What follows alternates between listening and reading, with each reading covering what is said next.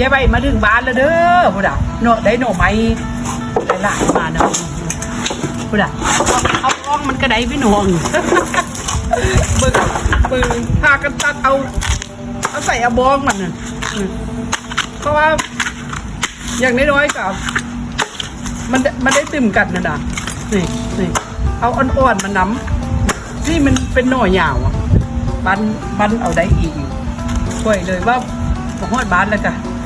มาเฮ็ดหน่อไม้เปรสภาพมาเนี่ยเอามักต้มมักฝอยเฮ็ดซุปหรืออย่างได้เบิร์ดหน่อไม้พื้นบ้านเราเนี่ยแต่ลูกได้กินหลายอย่างอาหารบ้านเฮาอาหารเราอาหารมันเฮ็ดซุปเฮ็ดก้อยเฮ็ดหน่อไม้ดองหรือต้มกับแจ่วน้ำพริกกะปิซึ่งก็ได้แล้วแต่เขามักจ้ะมักเฮ็ดเป็นไหนขั้นต้มมันกะ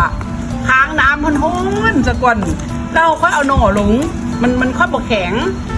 เพราะพื้นนั่นคันหน่อที่เขาปอกนะจ๊ะคันบ่ปอกซะว่าบ่ได้มันเป็นหน่อใหญ่อันก็ไม่ได้ปอกแล้วค่อยต้มน่ะคันหน่อน้อยที่เขาต้มขาอันนี้มันนี่ฉันต้มขานี่ก็ได้นี่ขาเปลือกมันนะเพราะว่ามันเป็นหน่อหัวกันเนี่ยแต่ละหน่อผมอันนี้เพิ่นห้องหน่อไผ่เลี้ยงหน่อไผ่เลี้ยงมันที่บ่มีหนามหน่อไผ่เนี่ยถ้าเป็นหน่อไผ่บ้านท่านมันที่เป็นหนามอันนั้นมันออกบันบูนยำเขาดำนาแล้วหรืออย่างคนมันเขาออกหน่อไผ่บ้านนะอันนี้มันเป็นหน่อไผ่เลี้ยงมันออกหัวปี๊อันนี้ก็เปรียบเทียบอ่ะอันนี้หัวนี่ก็ออกหัวปี๊นี่แล้วบางคนนี่เขาจะเผานี่ย่างใส่ไฟไว้แล้วก็ปอกร้านเขาก็สอยแล้วก็ต้มเผ็ดซุปเผ็ดอย่างนะมันนี่หอมหน่อหวกเนี่ยมันนี่หอมดีอีแซ่บ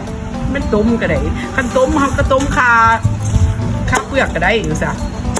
แล้วก็ต้มได้เลยนะมันนี่บกแข็งคันต้มคาเปลือกนั่นเพราะว่ามันแซ่บหรือซะคันปอกแล้วต้มมันบัวแซ่บปันไดคันว่าพื้นนั่นแต่ละคนเพิ่นมักบอกกันนี่นะครับเอาบ้านคอมันออกแล้วก็ต้มใส่น้ำร้อนอย่างเดี๋ยวไปมาฮอดบ้านเดี๋ยวโฟกแล้วก็ฝานอาหารบ้านเฮามันมีน้ำพริกมีอย่างนี้กับมันแล้วอิ่มแน่นกินได้ด้านแดดนี่แดดนะภาษาบ้านเฮาว่าอิ่มแน่นมันอิ่มดุนนะมันกินม่อนขอขันผู้เฒ่าบ้านเฮาว่านะแต่ทั้งคือว่าลูกหลานรุ่นเต้าเขาบ่เคยกินเขาบ่มักคือเฮาดอกแต่เฮาเอาพื้นคนโบราณเนาะเป็นเอาได้กินต้มหน่อไม้ได้อย่างนี้โอ้ยแซ่บหลายกับจำปลาแดกหรืออย่างนั้นจ้ะทอดปลาแดกนะของฮอดบ้านแล้วกดไลค์กดแชร์ยายไหวเด้